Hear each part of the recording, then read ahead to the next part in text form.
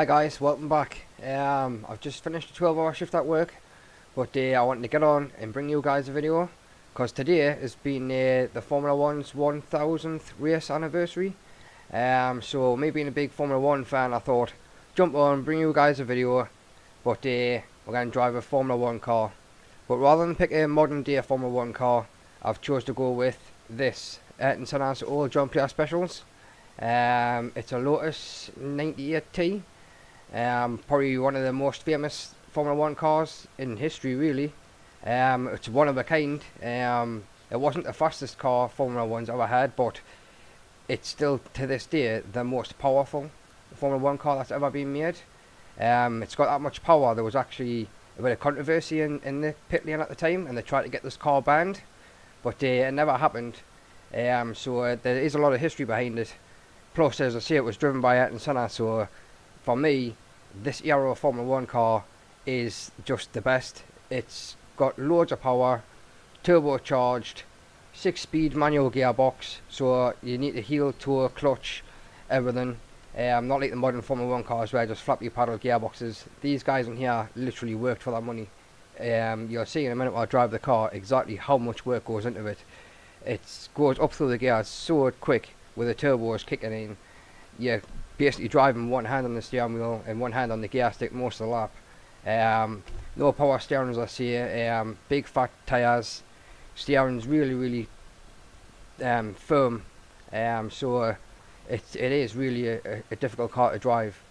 But the reason why I picked this particular car, the John Player Specials, is basically for the memories. I'm at that age now where this car here was the kind of car I grew up with, sitting at home with my mum and dad watching the Formula 1 on a Sunday, eating my Sunday dinner. And obviously when I was younger, my dad bought me and my brother a Scalextric, and we would always fight over this car, the John Player Special. Everybody wanted to be that car. So there's a lot of memories.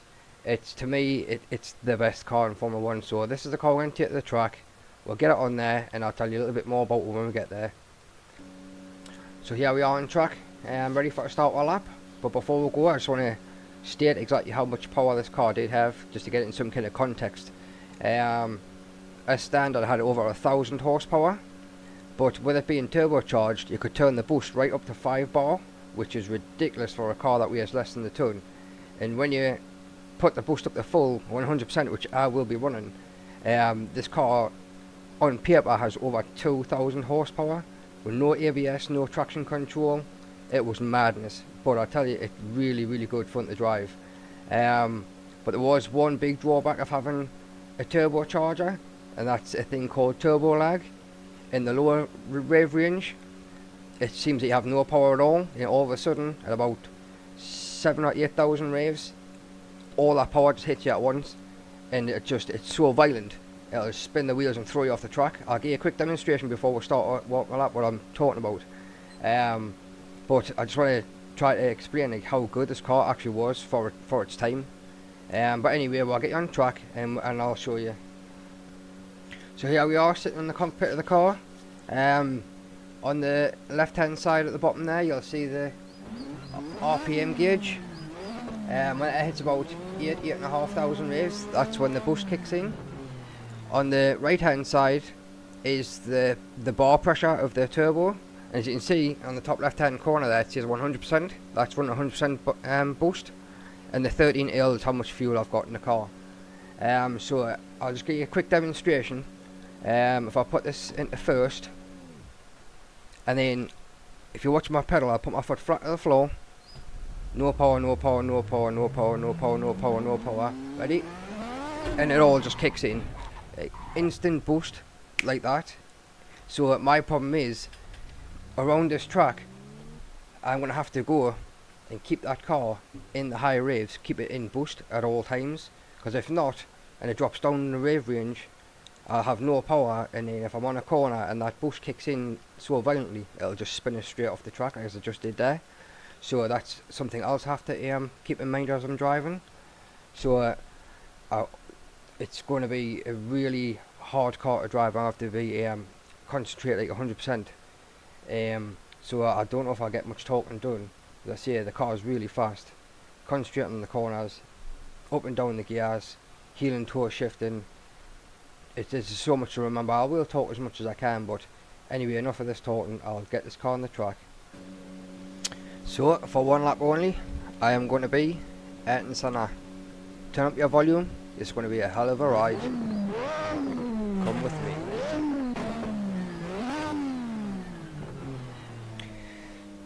Let's hope I can do it justice. Let's go. So here we go again. If you look on the dashboard there, it says 33 litres of fuel now. I'm on my last lap there. I just run out of fuel, so I've had to make a quick pit stop, put a bit more fuel in, so hopefully this time I'll get to complete a full lap. But it gives me a little bit more practice, and you guys will probably have a better lap to watch anyway, so it's all good. But what I have found is that this car relies a lot on the downforce, so you just got to be brave and just chuck around the corners and try and keep the speed up, because the more speed you've got, the more downforce you've got, which means you can take the corners even faster. But to me, it's hard to get used to, because I normally drive road cars around here where you have to brake and you have to be careful on the brakes and make sure you scrub enough speed off to make the corner, where it's completely different in this car. As you can see on the way up this hill here, this double right hander, I'm literally taking absolutely flat out. Whereas in any other car I would have to slow down or lift off or even go down one gear before I could take that corner.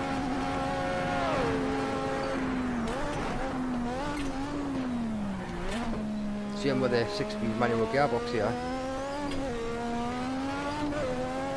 At the toe and heel, on the way down the gears, in each and every gear I need to blip the throttle to match the gearbox with the engine. So if I don't, what will happen is I'll just lock the back axle, which will lock the back wheels, and then just send me into spin. And that's not what I want to be doing at these kind of speeds. And this car is fast, so everything happens so much faster. You just got to prepare yourself for it. Take a second round here. Nice and gently up the hill. And then brake it first for this nice tight right-hander. And back on the power. Going through hit miss hit, but we're just going to try and take it absolutely flat.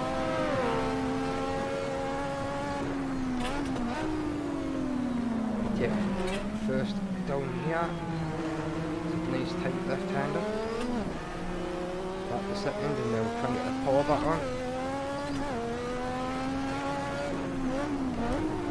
Take this corner in second, and leave it in second for this little hill, try and keep the top of the hill, and then power down, try and use some of that 1000 horsepower, get this king flat out, and brake really hard.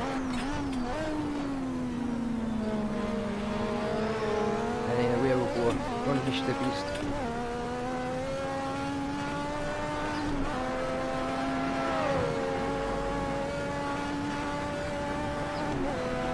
Driving this car on this track just makes you appreciate exactly what these drivers had to do back in the day. Trying to drive this car for over 70 laps in a Formula 1 race. Oh, you would have had to be really fit, because I'm hot and sweating already and I've only done it half a lap. It really is hard work, and I think that's the difference between the modern Formula 1 and these cars, is I think these drivers had to work a lot harder,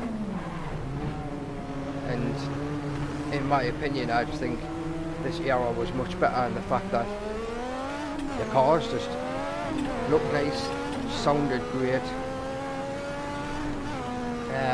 no ABS, no traction control, manual gearboxes, just overall just a much more exciting sport to watch.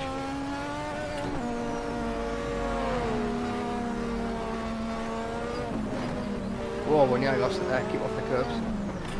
Into third. Keep it in third down the hill. YouTube corner coming up, and that's a second gear corner, so we haven't got time to worry about the crowds today because we're too busy. Straight back down to second. And then going down the hill, so this is where we pick up more speed. We'll try and keep it as flat as possible around here. And then straight back down here again. We'll be super brave through here. Try and thread the needle.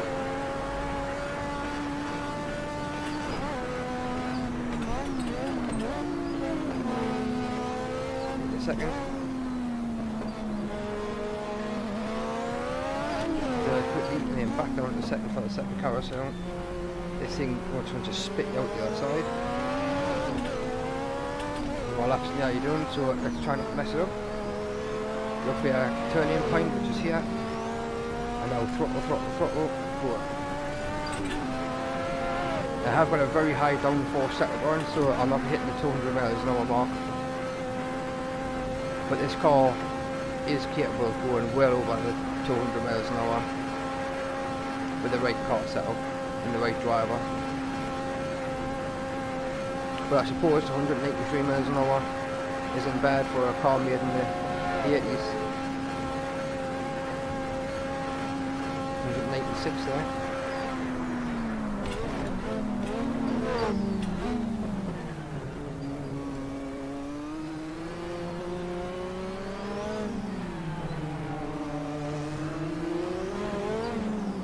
Yeah. 5:58.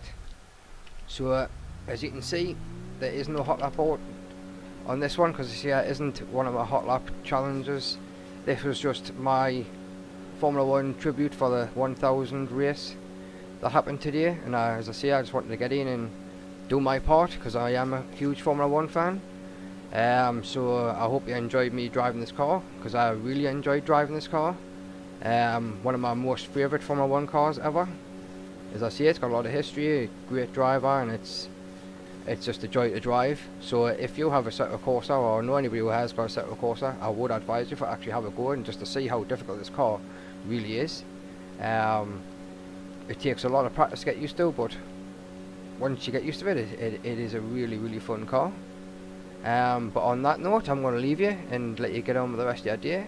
So if you like what you're seeing, just give us a like, a comment, subscribe, or even share if you want to.